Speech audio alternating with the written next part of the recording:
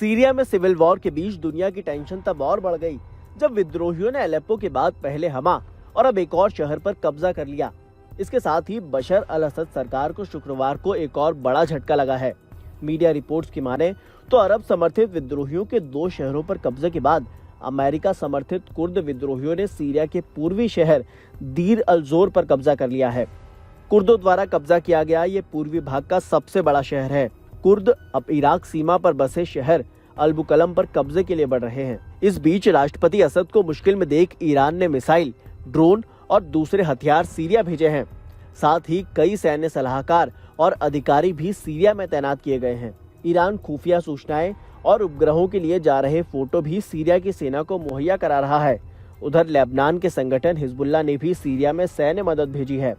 हफ्ते भर में अलेप्पो और हमा शहर के हाथ से निकलने और उसके बाद विद्रोहियों के होम शहर के लिए कूच करने से असद सरकार की मुश्किलें बढ़ गई हैं, क्योंकि विद्रोहियों का अगर होम्स पर कब्जा हो गया तो दमिश्क का कई शहरों से संपर्क पूरी तरह से कट जाएगा। इससे उन इलाकों के भी हाथ से निकलने का खतरा है।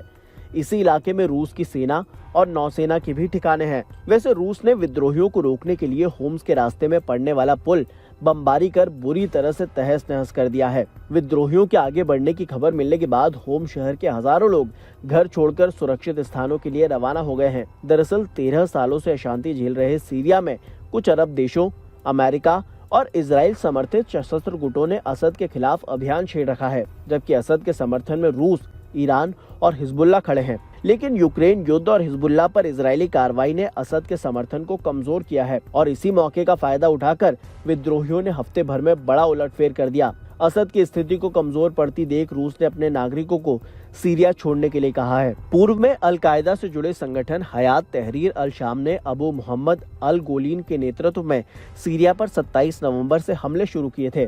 इसके बाद जॉर्डन ने असद के समर्थन का ऐलान किया है और सीरिया से लगने वाली सीमा बंद कर दी है। इससे पहले विद्रोही गुटों के लड़ाकों ने सीमा पर फायरिंग की थी।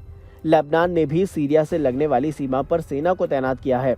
उधर सीरिया में बिगड़ती स्थिति के बारे में चिंतित भारत सरकार ने भी सभी भारतीय नागरिकों को अगली सूचना तक सीरिया की यात्रा से पूरी तरह से बचने की देर रात एक सलाह दी। साथ ही विदेश मंत्रालय ने मौजूदा वक्त में सीरिया में सभी नागरिकों से दमिश्क में भारतीय दूतावास के संपर्क में रहने की अपील की है। नई दिल्ली से जारी अधिसूचना में ये भी कहा गया है कि जो लोग भारत आ सकते हैं उन्हें जल्द से जल्द सीरिया छोड़ने की सलाह दी जाती है।